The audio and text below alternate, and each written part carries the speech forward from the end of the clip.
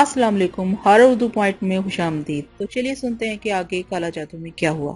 ये ख्याल आया था कि एक लम्हे के लिए तांगे वाले की गलत रहनुमाई से मैं यहाँ आ गया। हो सकता है शमसा किसी और सिमत निकल गई हो, मगर टोकरी के वाक़े का इतराफ इस बात की जमानत था कि मेरी आंखों ने धोखा खाया। इसी का दरवाजे पर दस्तक हुई और नियाजुल्लाह साहब चौंक कर उधर देखने लगे। फिर बोले, पता नहीं कौन है, मैं देखता हूँ। लड़की हैरान सी खड़ी मुझे देख रही थी। वैसे ही क्या हमाकत हुई थी कि मजीद यहाँ रुकता। नियाजुल्लाह के पीछे पीछे ही दरवाजा तक आया। दरवाजा खुला तो सामने ही इस तांगे वाले की शक्ल नजर आई, जिसके मरियल घोड़े ने बमुश्किल तमाम यहाँ तक पहुंचाया था। तांगे वाला मेरी शक्ल देखते ही बोला, नोट तोड़ा लाए हैं जी आपका, फूटे पैसे ले लें। नियाजुल्लाह चौंक कर मुझे देखने लगे। तांगे वाले की बात ऐसी थी कि मुझे हंसी आ जाती, और तकदीर में तो आंसू लिखे हुए थे। हंस ना पाया और तांगे वाले से कहा, भाई मैंने तुमसे फूटे पैसे वापस तो नहीं मांगे थे। हैं? तांगे वाला हैरत से बोला, मगर नोट तो जी आपने हमें 10 रुपए का दिया था और यहाँ तक का बनता है 1.25 रुपया। बाकी पैसे का हम क्या करें? तांगे वाला मासूमियत से बोला। नियाजुल्लाह साहब ने मेरी तरफ देखा, फिर हाथ बढ़ाकर तांगे वाले से पैसे ले लिए और तांगे वाला इत्मीनान से वापस मुड़ गया। नियाजुल्लाह साहब हंसते हुए मुड़े और पैसे मेरी तरफ बढ़ाते हुए बोले, ये तो अपना रिज़्क अल्लाह ही से मांगते हैं मियाँ, किसी इंसान से बख्शिश लेने की आदत ही नहीं है इन्हें। मगर ये तुम तैयार कहाँ के लिए हो रहे हो? जी मैं जाना चाहता हूँ, एक बार फिर आपसे माफी मांग रहा हूँ। आपकी जगह कोई और होता तो मेरी इस हरकत से नाराज हो जाता, लेकिन आपने खुदा आपको इसका अजर दे। सारी बातें ठीक है, मगर आप तशरीफ कहाँ ले जा रहे हैं? आइए, अब आप हमें ऐसा गया गुजरा भी ना समझे कि हम आपको एक प्याली चाय भी ना पिला सके। और जहां तक बात रही आपकी गलतफहमी की, तो मियाँ गलतफहमी इंसानों को ही होती है, इसमें बुराई की क्या बात है? बल्कि हमें तो अफसोस है कि आपका नुकसान हुआ। न जाने कहां तक का टिकट होगा, यहाँ उतरना पड़ गया, अब वापस जाओगे तो नया टिकट लेना पड़ेगा। मैंने जल्दी से जेब से टिकट निकाल कर नियाज साहब के सामने कर दिया ताकि अपनी सुनाई हुई कहानी की तस्दीक कर दूं। नियाजुल्लाह साहब ने एक बार भी मेरा हाथ पकड़ा और मुझे वापस लाकर तख्त पर बिठा दिया। लड़की अभी तक अपनी जगह खड़ी हुई थी। नियाजुल्लाह ने उससे कहा, अजीजा बेटी थकी हुई तो होगी, लेकिन हम जानते हैं कि हमें नाश्ता कराए बगैर तुम्हें नींद नहीं आएगी, और फिर अब तो हमारे यहाँ मेहमान भी आए हैं, चुनाचा हो जाए जरा जल्दी से तैयारी। अंडे नेमत खाने में रखे हुए हैं और तुम्हारे हाथों के बेमिसाल पराठे। मियाँ नामालूम मजा ना आ जाए तो हमारा जुमा। अम्मा बैठो, तकल्लुफ पर तकल्लुफ किए जा रहे हो। मियाँ लखनऊ के हो क्या? भाई बैठो बैठो, कम से कम अपना नाम तो बता दो। कुछ ऐसा अजीब ले जाता उनका, ऐसी अपनायत मोहब्बत थी कि हलक में फंसा हुआ गोला फूट बहा, और न जाने किस तरह आंसुओं के साथ सिसकियां उबल पड़ी। अजीजा जो दरवाजे की जान मुड़ने ही वाली थी, ठुटक कर रुक गई। नियाजुल्लाह भी हैरान रह गए थे, मगर मैं क्या करता? न जाने क्यों मैंने इस लड़की को शमसा के रूप में देखा था और मेरा वजूद तहबाला होकर रह गया था। फिर न जाने दिल में क्या क्या आस लिए इस दरवाजे तक फासला तय किया था। बरसों के बिछड़े हुओं को देखने की आस बधी थी, लेकिन नियाजुल्लाह और अजीजा मुझे ताजुब से दिखते रहे। इनके सामने इस तरह रोते हुए सख्त शर्मिंदगी हो रही थी, लेकिन बंद टूट गया था, बहाव रोके ना रुक रहा था। दोनों हाथों से चेहरा छुपा लिया, फिर भी बर्दाश्त ना हो सका तो तेजी से दरवाजे की सिमत दौड़ पड़ा और दरवाजा खोलकर बाहर निकल गया। नियाजुल्लाह की आवाजें सुनाई दी थी, यकीनन रोक रहे होंगे, मगर मैं न रुका और इनके घर से बहुत दूर निकल आया। इस आलम में सड़कों पर भागना बड़ा अजीब सा था, खुद को संभालना जरूरी। सामने ही बढ़ता एक दरख्त नजर आया जिसका तना बेहद चौड़ा था। इसकी आड़ में रुक गया, इधर उधर देख। पैसे भी सांसी बहुत बुरी जगह नहीं थी, आबादी भी बहुत ज्यादा नहीं थी, चुनाचा इस वक्त भी आसपास लोग नजर नहीं आए और यहाँ मुझे काफी सुकून मिला। दरख्त के तने से टेक लगाकर बैठ गया। आंसू खुश किए भूया चनन के खिलाफ दिल में जो नफरत थी वो इंतहा को पहुंची हुई थी। क्या करूं, इस कमबख्त का क्या करूं? हमेशा ऐसी चोट देता है कि दिल सीने से बाहर निकल आए। दिल में न जाने क्या क्या तस्वुरात आते रहे। शहर में रौनक होती चलेगी, अब ज्यादातर लोग आते जाते नजर आ रहे थे। पहले तो ये सोचा था कि किसी गलत तांगे का ताकुब कर बैठा हूँ, लेकिन जब नियाजुल्लाह साहब की बेटी ने टोकरी गिरने के वाक्य को भी तस्लीम कर लिया तो उसके बाद कोई शक नहीं रह गया, और अब यहाँ शमसा की तलाश बेकार ही थी। बहुत देर तक वहां बैठा रहा। इसके बाद सांसी शहर का जायजा लेने के बारे में सोचा और वहां से चल पड़ा। बस यूं ही न जाने कहां कहां मारा मारा फिरता रहा। कोई तस्वर ज़हन में नहीं था, खाने पीने का भी कुछ होश नहीं था। दिल था कि मुसलसल रो रहा था। दोपहर हो गई, सूरज उरूज पर पहुंच गया, गर्मी काफी थी। एक दरख्त के साया में जा बैठा। सुबह से कुछ खाया पिया नहीं था। बैठा हुआ ये सोच रहा था कि अब यहाँ रुकना बेकार है। रेलवे स्टेशन जाऊं, अपना खुलिया दुरुस्त कर लूं, सांसी से कहीं और चल पड़ूं। कहाँ? मुरादाबाद का सफर भी किया जा सकता है। बाकायदा मालूमात हासिल करने के बाद मुमकिन है इंसाफ के बारे में कुछ मालूम हो जाए, और इनसे मामूल रियाज के बारे में। अब तो कोई ऐसी जगह नहीं रही थी जहाँ इत्मीनान के साथ जा सकता, अपने माँ बाप को तलाश कर सकता। कितनी अजीब गरीब बात थी। मैंने खुद ही इन्हें छोड़ा था, इनसे दूर हो गया था। मैं इनकी मुश्किलात में साथ नहीं दे सका था, और अब मेरी आरज़ू थी कि वो एक बार मुझे नजर आ जाए। इसके अलावा कुछ भी तो नहीं था मेरी जिंदगी में, ना सही, लेकिन बहरहाल जीना तो है। वक्त कुछ और गुजरा था कि मैंने किसी के कदमों की आहट सुनी। कोई मेरे सामने आकर खड़ा हो गया था। चौंक कर देखा तो नियाजुल्लाह साहब थे। बड़ी संजीदा निगाहों से मुझे देख रहे थे। मैं घबरा कर खड़ा हो गया। आप? मैंने हैरान लहजे में कहा। हाँ मियाँ, हम ही हैं। नियाजुल्लाह साहब अजीब से अंदाज में बोले। میں انہیں دیکھتا رہا. وہ دوبارہ بولے, کسی کو اس طرح ذلیل کرنا خلاف انسانیت ہے اور خلاف مذہب بھی. ہم نے تھوڑی سی میزبانی کرنا چاہی تھی مگر تم نے ہمیں اس قابل نہیں سمجھا. وجہ جان سکتے ہیں؟ نہیں جناب, میں آپ کو ذلیل نہیں کرنا چاہتا تھا. مسلمان ہو؟ الحمدللہ, میں نے کہا. تو پھر گناہ کیا ہے تم نے, اس کا کفارہ ضرور ادا کرو. میں آپ سے بہت شرمندہ ہوں نیاز اللہ صاحب. ان الفاظ سے کفارہ ادا نہیں ہوتا. اٹھو ہمارے ساتھ چلو, ہمیں شرف میزبانی بخشو, جب جی چاہے جہاں جی چاہے چلے جانا, ہم راستہ نہیں روکیں گے. خدا آپ کو زمانے کی آفتوں سے محفوظ رکھے نیاز اللہ صاحب. میں نہایت منحوس آدمی ہوں, انتہائی سبز قدم. جہاں میرے قدم رکتے ہیں وہاں مصیبتوں کا آغاز ہو جاتا ہے. خوب میاں, یہ نحوست وغیرہ ہندوؤں کا عقیدہ ہے, اسلام میں اس کی کوئی گنجائش نہیں. اللہ اپنی مخلوق سے بہت پیار کرتا ہے اور ہم سب اس کے بندے ہیں. وہ کسی کو منحوس بنا سکتا ہے چھوڑو, کیا ہم ایک بار پھر اپنے غریب خانے پر چلنے کی درخواست کر سکتے ہیں؟ جو حکم, میں نے آہستہ سے کہا. رستے میں نیاز اللہ نے کہا, نام ابھی تک نہیں جانتے تمہارا؟ مسعود ہے میرا نام. ماشاءاللہ, وہ بولے اور خاموش ہو گئے. فاصلہ طے ہوا. اندر عزیزہ موجود تھی. مجھے دیکھ کر بڑے خلوص سے مسکرا دی. آپ لے آئے انہیں؟ ابا جان, میں ان سے ناراض ہوں. کیوں بھائی؟ یہ مجھے بہن سمجھ کر میرے پیچھے آئے تھے, لیکن مجھے دیکھ کر انہوں مجھے بہن ہی تسلیم نہیں کیا. اتنی بری ہوں میں؟ انہی سے پوچھ لو, مسعود ہے ان کا نام. بول ہی نہیں رہی میں ان سے, یہ خود جواب دیں. عزیزہ نے کہا. جی جناب, کیا فرماتے ہیں؟ نیاز اللہ صاحب بولے. ذمہ دار آپ لوگ ہیں, میرا قصور نہ ہوگا. جس نے مجھ سے خلوص برتا, جس کے دل میں میرا پیار پیدا ہوا, تو وہ تباہ و برباد ہو گیا. یہاں تک کہ میرے گھر والے بھی, شمسہ میری بہن ہے, وہ سب مجھ سے بچھڑ گئے ہیں. میری ماں, میرا باپ, میرے ماموں سب میری نحوست کا شکار ہو گئے. آپ کو بہن کی شکل میں دیکھا تو کچھ نظری دھوکا ہو گیا تھا. آپ کے پیچھے بہت سے رمان لے کر آیا. یہ خیال تھا میرا کہ اب ماں باپ بھی نظر آ جائیں گے, مگر مجھے افسوس ہے میں آپ کی بہن نہ نکلی. بہن جیسی تو ہو سکتی ہوں. جہاں تک آپ کے منحوس ہونے کا تعلق ہے تو میرا ایمان پختہ ہے. خدا اپنے بندوں کو منحوس نہیں بناتا, اس لیے آپ ہماری فکر نہ کریں. کاش آپ کو علم ہے ابا میاں, سارا دن آپ کے پیچھے پھرتے رہے ہیں. میں چونک پڑا. ہاں مسعود میاں, آج ہم بھی جاسوس بن گئے. تمہارا تعاقب کرتے رہے, یہ دیکھتے رہے کہ تم کہاں کہاں جاتے ہو. جب تھک گئے تو تمہارے سامنے پہنچ کر تم سے یہاں آنے کی درخواست کر ڈالی. جس نے بھی مجھ سے اتنا پیار برتا ہے وہ مشکلات کا شکار ہو گیا. آپ بھی وہی سب کچھ کریں. خدا آپ کو محفوظ رکھے. یہ معاملہ ہمارا خدا کا ہے, اسے ہمارے اس کے درمیان رہنے دو. تم غسل کر لو, جاؤ بھائی, ہم نے آج ناشتہ تک نہیں کیا. صبح کو میری سورج جو دیکھ لی تھی, میں ہنس پڑا. میں نے بھی دیکھی تھی, مگر میں ناشتہ بھی کر چکی ہوں اور دوپہر کا کھانا بھی کھایا ہے میں نے. جائیے وہ غسل آنا ہے, عزیزہ نے کہا, اور میں گردن چھٹک کر غسل آنے کی طرف چل پڑا. میری سسکیوں سے متاثر ہو گئے بیچارے, مگر میں کسی قیمت پر ان کے ہاں پڑاؤ نہیں ڈالوں گا. میں نے فیصلہ کیا تھا. کھانا کھایا, پھر دونوں باپ بیٹی گھیر کر بیٹھ گئے. نیاز اللہ بولے, پہلے ہمارے بارے میں سن لو. ہمارا نام نیاز اللہ ولد ضمیر اللہ ہے. سانسی ہی میں پیدا ہوئے, پلے بڑے. گو ہم نے آدھا ہندوستان دیکھا ہوا, لیکن قیام یہیں رہا.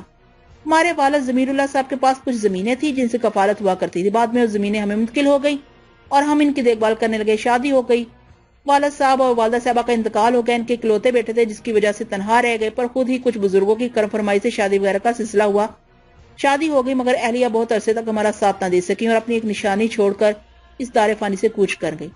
ہم نے اپنی تمام تر محبتیں اپنی بیٹی عزیزہ کو سونپ دی اور ہم باپ بیٹی زندگی گزارنے لگے. لیکن بیٹیوں کا ساتھ کچا ہوتا ہے. عزیزہ بیٹی کی شادی کی ہم نے بالکل ہی تنہا رہ گئے. تقدیر نے عزیزہ کے شوہر کو زندگی کی مہلت نہیں دی اور وہ اللہ کو پیارے ہو گئے. عزیزہ صرف 6 ماہ سہاگن رہ کر بیوہ ہو گئی. اس کے بعد انہوں نے دوسری شادی کرنے سے انکار کر دیا. ہم نے بھی ڈھلتی عمر کے پیش نگاہ زمینیں فروخت کر دی, کچھ ایسی جائیداد خریدی جس سے کرایہ وغیرہ حاصل ہو سکے. سو اب یہاں یہ چھوٹا سا گھر ہے, ہم باپ بیٹی ہیں اور یاد اللہ ہے, بس اس کے علاوہ زندگی کا اور کوئی مصرف نہیں. اس سے تمہیں یہ اندازہ ہو گیا ہوگا کہ ہماری زندگی کیا ہے.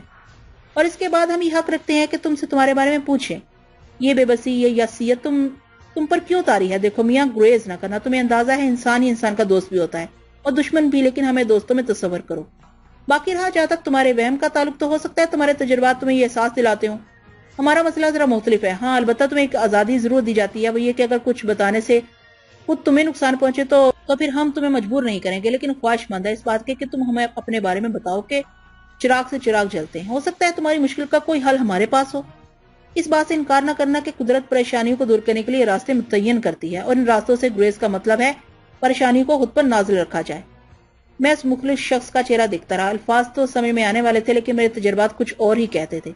دیر تک خاموش رہا. عزیزہ نے کہا, ابا میاں یہ ہم اس قابل نہیں سمجھتے, آپ انہیں مجبور نہ کریں. کتنی کوششیں کر چکے ہیں آپ, انہوں نے ہمیں اپنا سمجھ کر ہی نہیں دیا. رہنے دے بابیاں, ہمارا فرض ہے کہ ان کی خدمت کریں جب تک یہ یہاں رہنا مناسب سمجھے. ان کی خاطر مدارت کریں. غیر واقعی کبھی اپنے نہیں ہوتے. میں نے عزیزہ کی طرف دیکھا اور آہستہ سے بولا, عزیزہ بہن, آپ برائے کرم ایسی باتیں نہ کریں. میں تو محبتوں کو ترسا ہوا انسان ہوں. میں تو اپنے بھرے بھرے گھر سے محروم ہو چکا ہوں. میں کسی سے گریز کیا کروں گا؟ ہاں یہ میرا تجربہ ہے. جس نے بھی مجھ سے محبت کا اظہار کیا مصیبت کا شکار ہوا۔ اگر آپ مصیبتیں خریدنا چاہتی ہیں تو مجھے اپنی زبان کھولنے پر اعتراض نہیں۔ ہاں میاں، ہم سے بات کرو، ہم مصیبتیں خریدنا چاہتے ہیں، نیاز اللہ صاحب بولے۔ تو پھر مختصراً میری کہانی یہ ہے کہ اچھے بھلے گھر کا فرد تھا، دماغ میں ہناس پیدا ہوا، تن آسانیاں اپنا لی اور ہاتھ پاؤں ہلائے بغیر دولت کے حصول کا وہاں ہو گیا۔ اس سلسلے میں کچھ ایسے راستے اپنائے جو ناجائز تھے، ایسے لوگوں کی تلاش میں سرگردہ ہو گیا جو جنتر منتر سے دولت کے حصول کا ذریعہ پیدا کر دیتے ہیں، اور ایک ایسے شیطان کے جال میں پھنس گیا جس نے مجھے کچھ ایسے کاموں کے لیے مجبور کیا جو میرا ضمیر گوارا نہیں کرتا تھا۔ اس کے عطاب کا شکار ہوا اور مصیبتوں میں گرفتار ہوتا چلا گیا۔ والدین چھن گئے، خود دربدر ہوا، سب کچھ ہاتھ سے نکل گیا۔ اس کے بعد سے مارا مارا پھر رہا ہوں، اب نہ ماں باپ کا پتہ ہے نہ بہن بھائیوں کا، اکیلا ہوں اور زندگی کی صحبتوں میں گرفتار۔ نیاز اللہ صاحب نے میرے ان مختصر الفاظ پر غور کیا، مجھے دیکھتے رہے، پھر بولے ذرا ہاتھ آگے بڑھاؤ۔ میں نے اپنا سیدھا ہاتھ آگے بڑھا دیا تو انہوں نے میرے ہاتھ کو اپنے ہاتھ میں لے کر میری ہتھیلیوں کو سونگا۔ دیر تک سونگتے رہے اور پھر ٹھنڈی سانس لے کر بولے، اندازہ ہوتا ہے کہ کچھ سفلی عمل کے زیر اثر ہو۔ میں نے انہیں جس قدر مختصر تفصیل بتائی تھی وہ ایک طرح سے میرے لیے یوں اطمینان بخش تھی کہ اس میں بھوریا چرن کا براہ راست تذکرہ، اس کے عمل کے بارے میں کوئی تفصیل نہیں تھی۔ یہ میں نے اس لیے کیا تھا کہ نیاز اللہ صاحب کو کوئی نقصان نہ پہنچے، لیکن نیاز اللہ صاحب نے صحیح تغذیہ کیا تھا۔ میں نے آہستہ سے، ہو سکتا ہے یہ کالا جادو ناپاک چیز ہے، اس کے کرنے والے کمبخت انوکھی قوتیں حاصل کر لیتے ہیں۔ بعض اوقات اگر کوئی چھوٹا موٹا عمل اس کا توڑ کرنے کی کوشش کرتا ہے تو خود بھی زندگی سے ہاتھ دھو بیٹھتا ہے۔ اس لیے عام قسم کے لوگ جو کاروباری طور پر یہ سب کچھ نہیں کرتے اس چکر میں نہیں پڑتے۔ البتہ تم نے یہ تو سنا ہوگا کہ زہر کا تریاق زہری ہوتا ہے اور لوہے کو لوہا کاٹتا ہے۔ اس کے مصداق ایک بات فوری طور پر میرے ذہن میں آئی ہے۔ اب دیکھو نا، تم نے کم سے کم کچھ حقیقتیں بتائیں تو میرے ذہن میں بھی کچھ خیال آیا۔ میں یہ کہہ رہا تھا کہ اگر تم چاہو تو میں تمہاری اس سلسلے میں مدد کر سکتا ہوں۔ کیا؟ میں نے سوالیہ نگاہوں سے نیاز اللہ کو دیکھا اور نیاز اللہ صاحب مسکرا دیے، پھر کہنے لگے، رامانندی میرا بچپن کا دوست ہے، دوسری کلاس سے ہائی اسکول تک ہم نے ساتھ تعلیم حاصل کی، اس کے بعد اس کے اور میرے راستے مختلف ہو گئے۔ نہ جانے کہاں کہاں مارا مارا پھرا، پورے 16 سال کے بعد واپس آیا تو پاؤں زمین پر ہی نہیں تھے، جوگی بنا ہوا تھا۔ گھر والے پہلے ہی سے مایوس تھے، جو باقی رشتہ دار تھے جب وہ اس سے ملے تو وہ ان کے کام کا نہیں رہا تھا، لیکن دوستی نہیں بھول سکا اور مجھ سے ویسے ہی ملتا رہا۔ کمبخت نے نہ جانے کیا کہ جنتر منتر سیکھ لی ہیں، بڑے چکر چلاتا رہتا ہے، مالی حیثیت انتہائی مستحکم ہے، لیکن ویرانوں میں بسیرا کر رکھا ہے اور وہی مشکل رہائش کر لی ہے، بڑا گیانی بنتا ہے۔ اگر تم چاہو تو میں تمہیں اسے ملاؤں، ہو سکتا ہے وہ تمہارے کام آ جائے۔ کیا وہ سفلی علوم کا توڑ جانتا ہے؟ بھائی نہ جانے کیا کیا توڑ پھوڑ کرتا رہتا ہے، وہ باقاعدہ سادھو بن گیا ہے، مگر لوگوں کا کہنا ہے کہ بلا وجہ لوٹتا نہیں، کچھ جانتا ہے، بلکہ یہ کہو کہ بہت کچھ جانتا ہے۔ ہم چونکہ ہم مذہب بھی نہیں ہے اور پھر ظاہر ہے میرا کوئی راستہ کبھی ایسا نہیں رہا، لیکن اس سے جب بھی میری ملاقات ہوتی ہے بڑی محبت سے ملتا ہے۔ میرا خیال ہے صرف ایک میں ہی ہوں جسے وہ اپنا دوست سمجھتا ہے، اپنا شناسا مانتا ہے۔ سینکڑوں بار پیشکش کر چکا ہے کہ اگر مجھے کوئی مشکل ہو تو اسے بتاؤں، مگر تم خود سمجھتے ہو کہ کسی مشکل کا حل مانگنا یوں سمجھ لو کہ بہت کچھ کھونے کے مترادف ہے، لیکن تمہارا مسئلہ بالکل مختلف ہے۔ مسعود میاں میری مانو تو اس سے مل لو، ہم اسے مشورہ کر لیتے ہیں، کم سے کم تمہیں جو مشکل درپیش ہے اس کا کوئی حل تو دریافت ہو۔ میں سوچ میں ڈوب گیا، یہ بالکل ایک نئی سوچ تھی، نیا انداز تھا۔ اب تک اس سلسلے میں جو تھوڑی بہت کاروائی ہوئی تھی وہ ایسے لوگوں کے ساتھ ہوئی تھی جو میرے ہم مذہب تھے، لیکن نیاز اللہ صاحب نے ایک نیا راستہ دکھائی، یعنی زہر کا توڑ زہر ہی سے حاصل کیا جا رہا تھا۔ ہو سکتا ہے وہ شخص جس کا نام رامانندی ہے بقول نیاز اللہ کے ان کی دوستی کے ناطے کوئی ایسا طریقہ بتا دے جس سے میں بھوریا چرن سے محفوظ ہو جاؤں، لیکن اس شخص کے سامنے مجھے زبان کھولنا ہوگی۔ بہرحال یہ بھی کر کے دیکھ لیا جائے، میں نے سوچا اور نیاز اللہ صاحب سے رضامندی کا اظہار کر دیا۔ دوسرے دن تمام ضروریات سے فارغ ہو کر نیاز اللہ صاحب مجھے لے کر رامانندی کے پاس چل پڑے۔ انہوں نے تانگے والے سے سوامی مٹھ چلنے کے لیے کہا تھا، راستے میں وہ مجھے رامانندی کے بارے میں بتاتے رہے۔ پھر ہم سوامی مٹھ پہنچ گئے، چند افراد وہاں بیٹھے جاپ کر رہے تھے، بہت عجیب اور ویران سی جگہ تھی، ہر طرف کھنڈرات بکھرے ہوئے تھے، اینٹوں کے ڈھیر، ٹنڈ منڈ درخت۔ ایک منحوس سی شکل کے آدمی سے نیاز اللہ نے رامانندی کے بارے میں پوچھا۔ اندر ہیں، اس نے جواب دیا۔ ذرا انہیں بتاؤ، نیاز اللہ صاحب آئے ہیں، ہم یہاں انتظار کر رہے ہیں۔ وہ شخص خاموشی سے راہدری میں سیدھا چلا گیا، مگر نیاز اللہ صاحب وہیں رک گئے تھے۔ زیادہ دیر نہیں گزری تھی کہ ایک مضبوط بدن کا لمبا ترنگا آدمی جس کا صرف زیری بدن ڈھکا ہوا تھا، گلے میں ریٹھوں کی لمبی مالا پڑی ہوئی تھی، کسرتی بازو پر کوڑیوں کے ہلکے بندھے ہوئے تھے، سر اور داڑھی کے بال بڑے ہوئے نہایت غلیظ نظر آئے تھے، تیزی آتا ہوا نظر آیا۔ اس کے پیچھے وہی سوکھا ہوا آدمی دوڑ رہا تھا۔ قریب آ کر اس شخص نے سرد لہجے میں کہا، آؤ نیاز اللہ آؤ۔ وہ واپس مڑا، عجیب سا انداز تھا۔ نیاز اللہ صاحب نے مجھے ساتھ چلنے کا اشارہ کیا اور ہم چل پڑے۔ کوئی 10 قدم آگے بڑھ کر اچانک وہ شخص ٹھٹک گیا، اس نے مڑ کر مجھے دیکھا، اس کی بڑی اور کالی آنکھوں میں بے پناہ چمک تھی، تیکھا پن تھا۔ ایک لمحے میں مجھے دیکھتا رہا، پھر آگے بڑھ گیا۔ میری سمجھ میں اس کے سوا کچھ نہیں آیا تھا کہ وہ ایک پراسرار اور خطرناک آدمی ہے۔ جس جگہ سے ہم اندر داخل ہوئے تھے وہ کوئی دروازہ نہیں تھا، بلکہ ایک دیوار میں سوراخ کر کے اندر جانے کا راستہ بنایا گیا تھا۔ ناہموار اینٹوں کے درمیان سے سنبھل کر نکلنا پڑا تھا۔ جس جگہ ہم پہنچے تھے وہ اس پورے کھنڈر سے زیادہ عجیب تھی۔ بہت بڑا ہال نما کمرہ جس کی چھت بہت اونچی تھی، اس میں درمیان میں ایک ٹوٹا پھوٹا فانوس لٹک رہا تھا جس میں چند شمع روشن تھی، مگر ان کی روشنی ناکافی تھی اور حال کے بیشتر حصے تاریک تھے۔ جگہ جگہ مرگ چھالے بچھے ہوئے تھے، ایک جگہ بہت سی اینٹیں چبوترے کی شکل میں چنی ہوئی تھی اور ان پر بھی ایک مرگ چھالا بچھا ہوا تھا۔ پاس ہی کمنڈل رکھا ہوا تھا، کبھی ہیکل شخص نے ایک دری نکالی، اسے ہمالیہ زمین پر بچھا دیا۔ یہاں بیٹھو نیاز اللہ، یہ پاک صاف ہے، اور زمین تو ہوتی ہی پاک ہے، وہ بولا اور ہنس دیا۔ زمین تو بے شک پاک ہوتی ہے، مگر اس پر تم جیسے ناپاک لوگ بھی تو بستے ہیں۔ سو تو ہے، مگر تم جیسے پاک لوگوں سے ہماری ناپاکی دور ہو جاتی ہے۔ نیاز اللہ نے مختصر رامانندی سے میرا تعارف کرایا اور آنے کا مقصد بتایا۔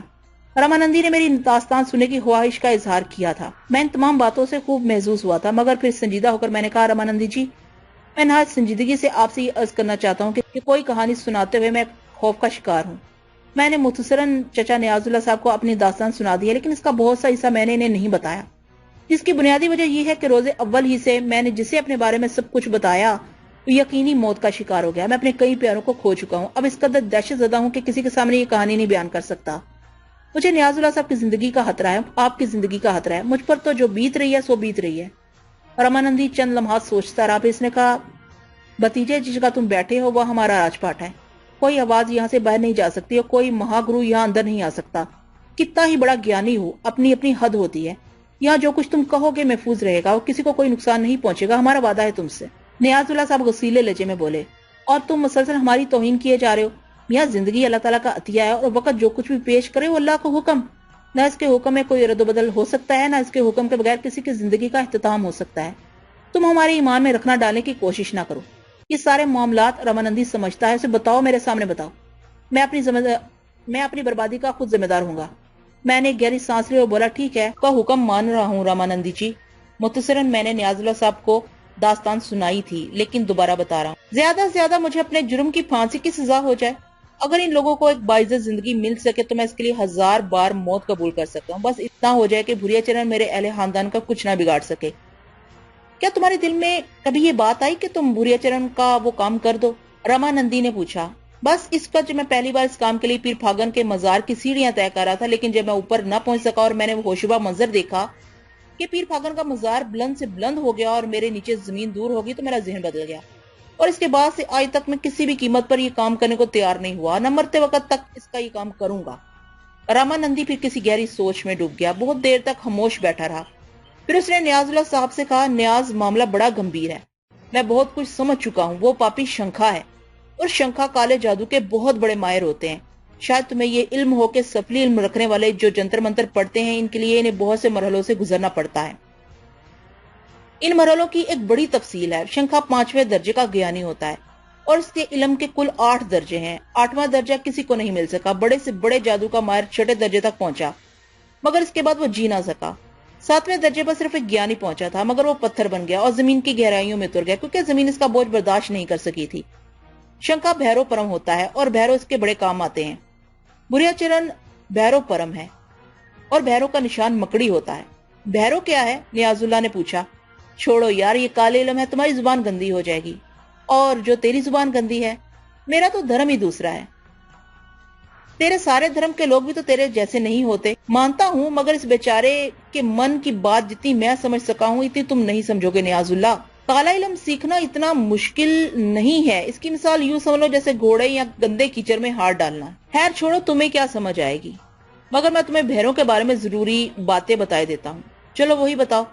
سارے کے سارے پلید ہوتے ہیں، پہلے کچھ کام کرنے ہوتے ہیں، اس کے بعد پہلا جاپ کرنا پڑتا ہے۔ وہ کس لیے؟ پہلے جاپ کے مکمل ہونے کے بعد ہیر قبضے میں آتا ہے۔ ہیر اشیش ہوتا ہے، من کھونے والا، اور من کے اندر بس جاتا ہے، مگر اس کا وجود باہر بھی ہوتا ہے، اور تم اسے خبریں لانے کے کام بھی لا سکتے ہو۔